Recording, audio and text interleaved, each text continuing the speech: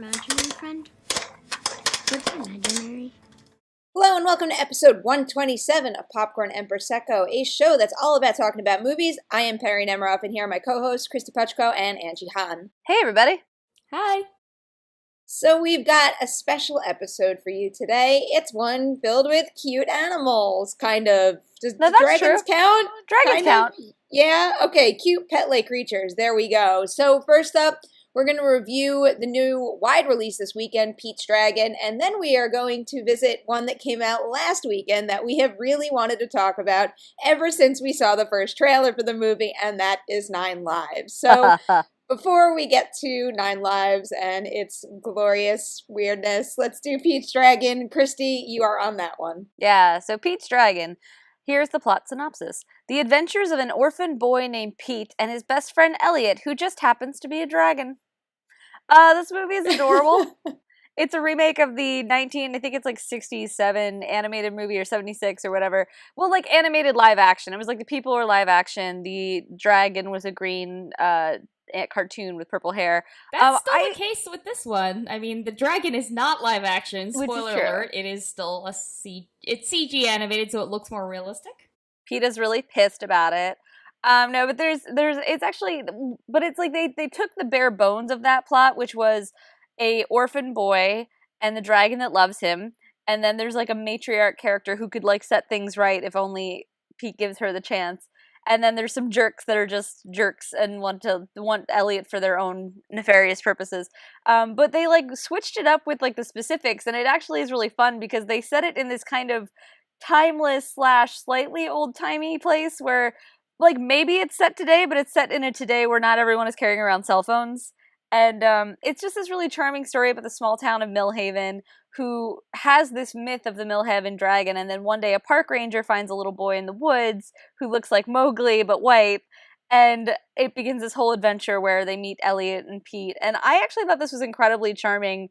And the rare kids movie that doesn't attempt to be anything more than a kids movie. There are not like a lot of sophisticated themes. There are no pop culture references. There are no attempts to take really dark content and make it like something that kids can understand, aside from like death and loss. But that's kind of a standard thing in kids movies, honestly.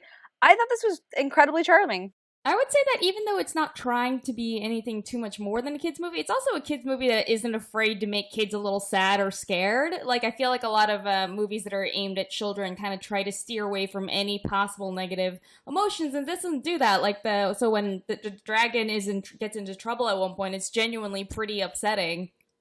But I feel like the reason I feel like it's been getting great reviews, and part of it is because it just feels it feels like something that we saw when we were kids. It's a new movie, and I'm not even talking about like, oh, it feels like the old movie. It just feels like a movie that's always existed, is always going to exist. There's always going to be room in this world for just like really heartfelt, sweet, really well-crafted stories about, you know, little boys and little lost little boys and their pet dragons. By the way, that is like a weird theme this year. Like, we've had like lost little children and like giant creatures that they befriend.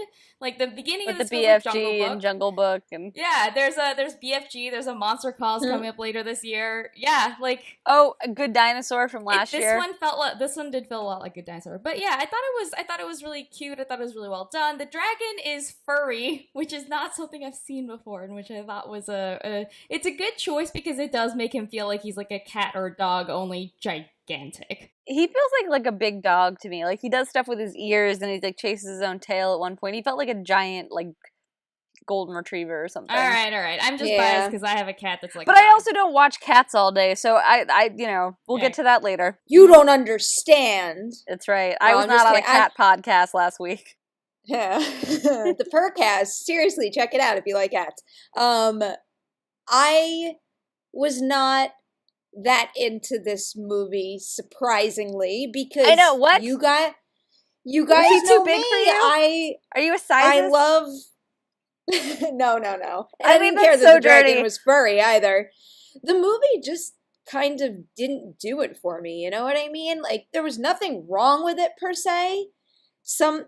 There was something about it that I wasn't as engaged and connected, and I was a little upset in the end the way they treated the dragon. I had a little okay. We didn't even have a talk about I had a little bit of a Sorry, go hard on. time looking at certain things in the end, but overall, I think it was perfectly fine. I think everyone did exactly what they needed to do. It was shot well enough. I found it a little slow. I definitely thought it felt a little longer than what it actually was, but there was just like something about the movie and how I connected to it where something was missing and I didn't care as much as I thought I would. I want to ask you guys a question. So every critic seems to love this movie, and they're all like, it's such a wonderful kids movie. It reminds me of the kids movies of my youth and whatever. But do you think that this is a kids movie that adults are going to like more than children? No, I think kids will like this a lot because I enjoyed it as an adult, but I never need to watch this again. I think little kids will love this to pieces because one, it gives you that vicarious adventure of it starts off with Pete being told he's a brave little boy and that he is going to go on an adventure, and then he gets to live that adventure, and I think kids will really relate to that desire, and I think kids will really wish that they had an Elliot. And I have to say I love Carl Urban in this as the bad guy because he's a bad guy, but he's not like a bad guy. He's just kind of a pretty fucking bad guy. Are you shitting me? Yeah, What he redeeming uses qualities tranquilizer does he have? darts though. Like he doesn't kill Elliot, he tranks him. So like that's something. He was pretty bad. He like tries to I forgot I was talking to two like Elliot. hardcore. He's a jerk. He is a jerk. I just don't think he's not like evil. He's just if I was going to pick on one performance in this movie that I didn't love, and again, it's not terrible, I just didn't love it, was Bryce Dallas Howard. Because yes, it's a kids movie. It embraces the fact that it's a kids movie and it sticks to it hardcore. She was kind of hamming it up a little. Hamming it up much more so than anybody else in the cast was. And to me, that stuck out. Carl Urban has a part where he goes, "It's a dragon!" Like, that's like a thing that happens. There are definitely a couple of those types of lines throughout the whole movie. But yeah. For him, it felt right to me because he was the villain and he was in those situations where he was running around and interacting with the dragon a little more towards the beginning. Whereas, she was kind of just like, oh, it's a kids movie, like putting on that kind of show, like talking down to the kids. You know what I mean? She interacts with children a lot in this movie, and she talks the way I think adults tend to talk to children, so I didn't think it was weird. Like, when she talks to other adults, she sounds like... How would you know? You only have Roger. Wow. Guys, it got real up in here. That's... because, I say it and I really mean it because that's how I talk to Dewey, Like, I talk... now it sounds like I'm disrespectful to my cat, but it's like... Why do you condescend to your cat, Perri? It felt to me like when she spoke to Pete, she was talking down to him, like not like he was the pet. To be fair, he's a wild child that doesn't understand simple concepts. Yeah, he's like a feral child. Like, I don't think it's that weird that she's not speaking to him like he's like a sophisticated adult human. I guess, but when you compare the way that she was doing it to me to the way that Robert Redford was interacting with the children, his performance seemed a little more genuine to me. Okay. I think that the movie also kind of sets up that Robert Redford is like really good with kids, his character. Yeah. But I don't know. So I want to talk about Carl Urban, guys, because Kristy thinks he's just a swell fella, and he is so fucking not. Can we go into spoilers for a couple minutes? Sure. Let's just wrap this up. Wow, I didn't think we needed a spoiler section for Pete's Dragon, but okay. No, we need a fucking spoiler section for Pete's Dragon. But yeah, go ahead. Spoilers for Pete's Dragon. Fuck it, go. Yeah. Okay. So if you guys remember our Godzilla podcast, where I know where this is going, and was like, they should have just let the people fucking die. These people are garbage, and they should have let the Mutos thrive.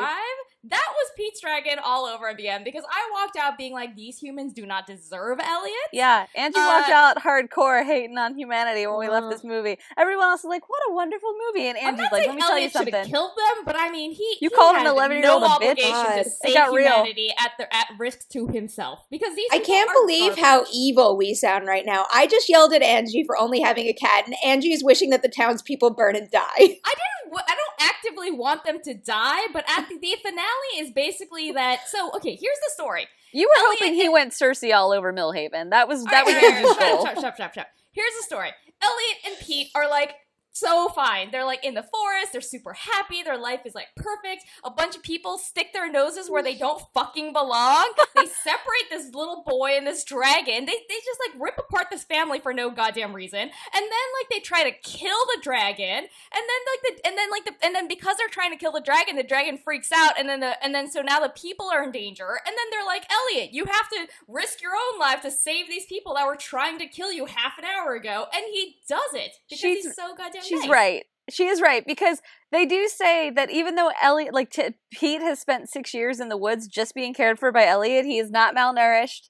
He's never suffered from exposure. He's actually fine. So like their whole cause for bringing him home is like a very like human-centric viewpoint that they're the only ones that can raise him right. Yeah, human-centric is right. Angie got really mad at the little girl Natalie in this because she's like, Pete, don't go back to Elliot because I'd miss you. And Angie's like, that bitch is being selfish.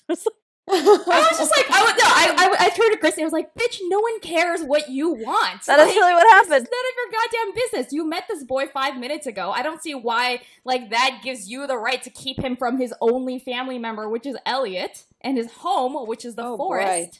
Yeah. This got so intense. Well, for what it's worth, to backtrack a little, I really enjoyed the child actor performances. I thought that the two of them were both fantastic, and they're kids that can be like cute. They're like cute kid, but they don't have that cute kid syndrome where it's really annoying and over the top and obnoxious. I feel like actually between this and Jungle Book, like it's been a pretty solid year for kid actors. Yeah, I will agree with that. All right, let's wrap this. Would we recommend Pete's Dragon? Yes. Yeah. But, I'm just saying, think about what I said. Oh, God. I didn't love the movie. I found it a little slow, and I found some of the dragon brutality at the end a little upsetting. But overall, it is a fine movie. So it gets a passable grade from me. If you got kids, they'll be loving this. All right. Speaking of movies for small children. Yeah, on to our next for one. Small children. We'll get to that. Angie, I saw that. 9 Lives. Can you handle it? Is the mic still standing? Angie's so excited she's knocking over her own equipment right now. Is what's happening. We have just absolutely lost it this week. 9 Lives, a.k.a. the Kevin Spacey cat movie. A stuffy businessman finds... Sorry. I just looked at the synopsis and... Alright, a stuffy businessman finds himself... We have to leave this in now. All this has to stay. That's good. Hold on. I can't even read the first 3 words again. Finds himself trapped. A stuffy businessman finds himself trapped inside the body of his family's cat. Score! So this is the cat movie that Perri and Angie have been talking about in anticipation for weeks. And then it came to the point where it was like, they didn't have any press screenings. So we were torn about what to do, and Perri and Angie decided... we weren't torn. Okay.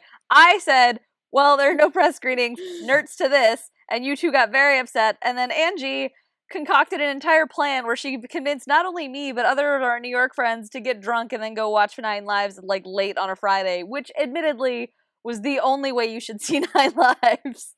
Okay. Which is the exact opposite way I saw it, perfectly sober at 9:45 in the morning. Okay, so here's the thing about 9 Lives. Kristy just explained the circumstances under which we saw it. And I will say, this is not a good movie. This isn't one of those, like, oh, it's a secret masterpiece. It's fucking not. It's garbage. But if you're, like, in the mood to get drunk and watch a movie where Kevin Spacey plays a fucking cat, it is, like, exactly as promised, guys. It's so much more than promised, actually. Because, okay, so there's things in this movie that make no sense that made me wonder who this movie is fucking for. Because you think it's a kid's movie because it has we say talking cat. It's not like he talks, but he has voiceover. Well, he thinks. But actually, let's go around first, before we dive too much into it. Perri, what did you think of the movie as someone who did not watch it under our very ideal circumstances? I will echo what you said. This is not a good movie, but wow, did I have a lot of fun with this. It's short and sweet. It moves pretty fast. Mm-hmm. I want to say a lot of the stuff that happened in this movie made me either laugh out loud or it spoke to me as a cat lover and made me go, oh, So same. I want to say the large majority of things that they tried to do in this movie kind of worked on me. And freaking Christopher Walken as the Cat Whisperer. I feel like this movie is, for better or for worse, exactly the movie. Like, this is exactly the movie that you set out to make. This isn't one of those, like, ambitious misfire things. Like, this isn't one of those, like, oh, I see Barry what they're going for, but they Sonnenfeld was didn't like, get I there. have a vision. Yeah, they were like, we're gonna make a movie that's like a 90s style, like, high concept comedy where Kevin Spacey's a cat, and that is what they made. And yeah, it's a low bar, but they cleared it. I mean, like, here's the thing. If you hear that Kevin Spacey gives the voice to a cat named Mr. Fuzzy Pants, and you think, I'm intrigued, this is a movie for you. Yes, it is. Though I recommend bringing a flask like we did. We snuck in flasks. That was helpful. But, like, what I did not expect is that a huge amount of this movie is about corporate intrigue, which seems weird for a kids' movie. I know they did it with Smurfs as well. I know that was a thing.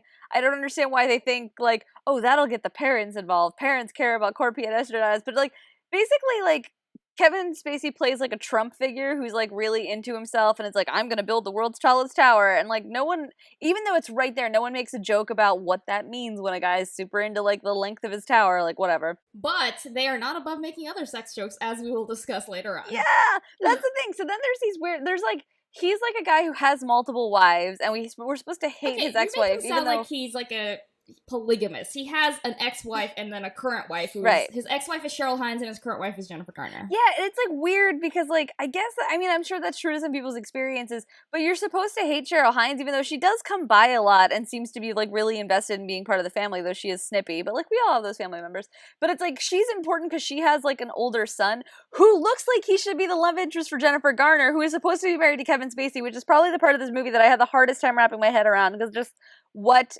reality? And then, like, yeah, then you've got Christopher Walken who keeps popping up. And not only is he a cat whisperer, he keeps calling himself a cat whisperer. And every time he says it, it just makes me feel crazier. And then there is, like, a suicide it's his subplot. job, Kristy. Like, what is he supposed to call himself? I think it's the way, because he's like, I'm a cat whisperer. And you're like, what is happening? And then, like, oh god, and then so there's like a section where you think a character's gonna kill themselves, and I'm just like, and they really are charging hard at that. I'm like, we're in a kids movie, right? And then yeah, there's a freaking sex scene. Like, Angie, I'm gonna let you take that because I can't even. Well, The sex. Okay, so it is not a real sex scene. However, No one actually like literally fucks the cat, but but it is shot in the cinematic language of a sex scene, and it's very clear that it is like meant to be like the substitute for a sex scene in like a different kind of movie, you know. where you see like the woman taking off her pantyhose. So Jennifer Garner is like, you know, she's lonely, she misses her husband because he's in a coma. We actually never find out if the cat is in the coma body, but you know, that's a whole other. I don't know. The movie never explains they suggest he is. Anyway, so she's like very lonely and she's sad, and like Friday. then her husband is in a coma, and then she's like getting ready for bed, and it's about as sexy as you can make a PG movie, by which I mean like, you know, through like the doorway you see like her extend her leg and like, you know, slip off something, and then she like comes out in this like, you know, like a satiny nightgown. And then she, like, looks at the cat and she's like, don't tell anyone. And she scoops him up and takes him to bed with her. And they don't fuck. They just sleep. But they do fade to shot black. in a way where you're like, hold up. They, like, fade to black like you do in old movies where, like, ellipsis. And then you cut to the morning after where they're, like, still, like, cuddle up in bed. Right.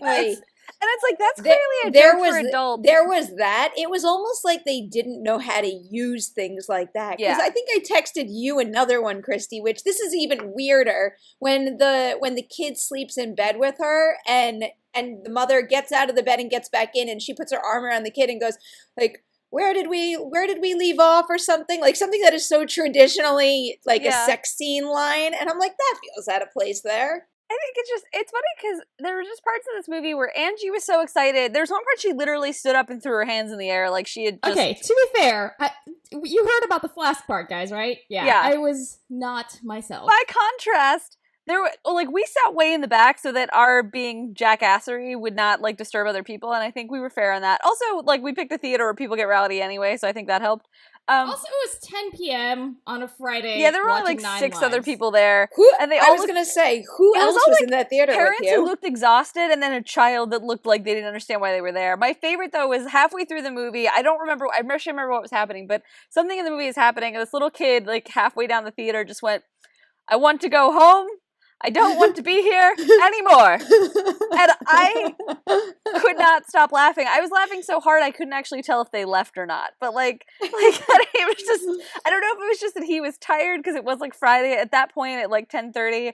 But like that kid was just like, fuck this, I'm out, table flip. I like to think it's because the kid has more refined tastes and was just like, really? You took me to this? And I thought we were going to see Hell or High Water. Yeah, well, exactly. That's what I would like to think. The kids in my screening were loving it. I was sitting directly in front of what must have been like a 5-year-old boy. And the entire time he was doing the narrator thing or like the commentator thing, where every single time the cat went through something, he would turn to his mom and he'd be like, Ma, that's why we can't have a cat, right?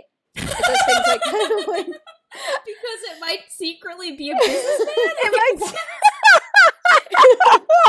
Well, oh my God. It was kind of like that when Kevin Spacey was in The Cat and he was doing naughty cat things. The kid kept being like, can I say something about... Cats do that, we can't have one. Can I say something about the concept of this movie? So at the end, can I spoil 9 Lives? I could spoil 9 Lives. Yeah. It's not that much of a spoiler. Fuck it. All right, so at the end of the movie, are you guys still drunk? Kevin Spacey is like restored into being a human, but so like throughout this movie, this who's the guy, the villain? Kelly Ripa's husband. Kelly Ripa's husband. Yeah. Anyway, Mark so he's the Consuela. villain. He's the villain, yeah. and then like Christopher Walken has noticed that this man is a villain, and he gives him this look like where that now he's gonna put this man in a cat's body. And one of the things that drives this plot is that there's an actual danger, at least according to Christopher Walken, that Kevin Spacey might be a cat permanently. And then you go back to like Christopher Walken's story, and it's like full of cats, and you're just like, how many of those are people? Yeah. And then like there's this like implication that he's like some kind of like weird vigilante superhero that like instead of like patrolling Gotham dressed as a bat, he just like looks for like businessmen who are like not nice to their families and turns them into cats. You guys, that is the best superhero movie ever. We did reference Catwoman. Like I've never seen Angie quite as excited in a movie as she was in 9 Lives. Like you guys have never seen me quite as drunk in a movie as I was during 9 Lives. If you're interested in this, you can look at our Twitter accounts from like 2 weeks ago because there are photos and.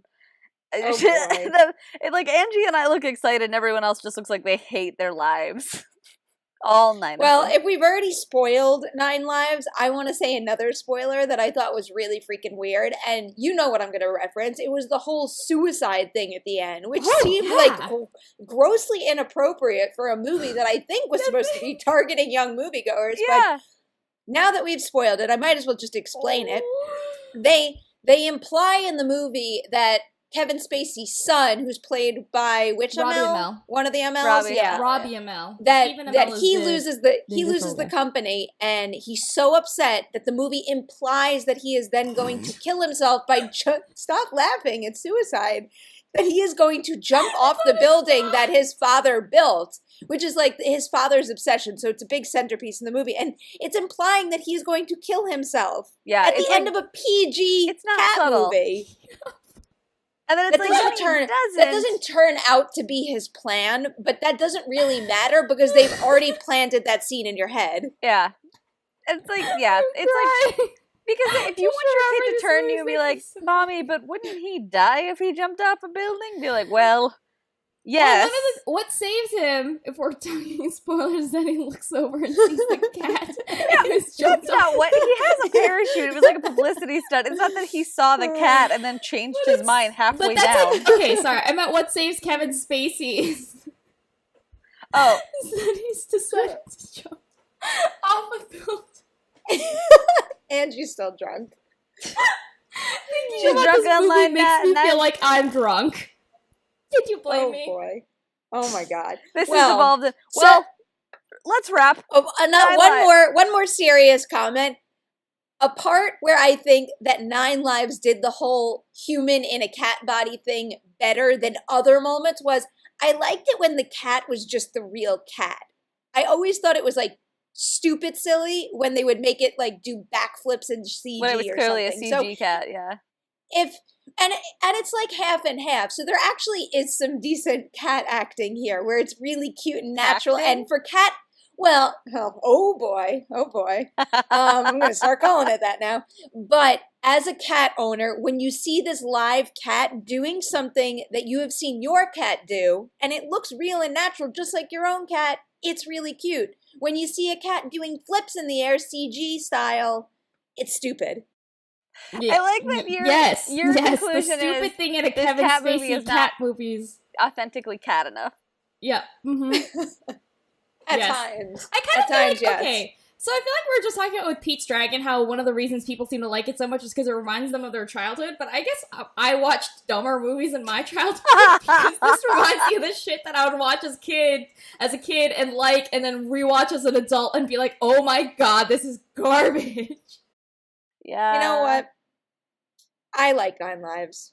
I'm going to recommend seeing it like, if you have a pet. It's going to be like some people's Short Circuit, where I watched Short Circuit so many times as a kid and thought it was the best, and then I got up and watched it and I was like, oh, this movie is real weird. Actually, Short Circuit 2 was my jam. I'm not going to lie. I'm not going to try to shine it on like I watched the better Short Circuit. It was Short Circuit 2 where they go to New York. Oh, boy. And there's a fake Indian man. It's not good. Okay, before we go even further off the rails yet again, do you two recommend 9 Lives? And if so, to who?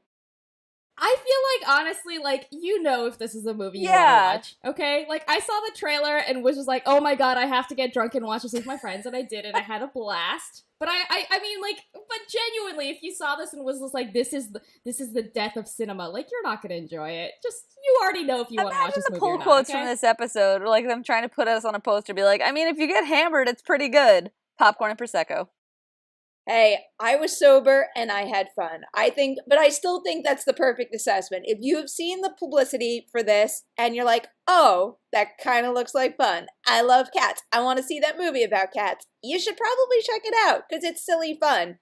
If you looked at that stuff and were like, hell no, this is dumb. No, there you go. It's that simple. You don't have to get drunk. You might want to get drunk. It's up to you. I recommend getting it. Just in case. Just in case. All right, that seems like a fair way to do it. We might have to do like we did with Jupiter Ascending and Winter's Tale. We might have to watch this when it comes out on DVD again. I love that idea. Yes! I wonder what the bonus features will be. Oh my god, Angie's face literally got so excited right now.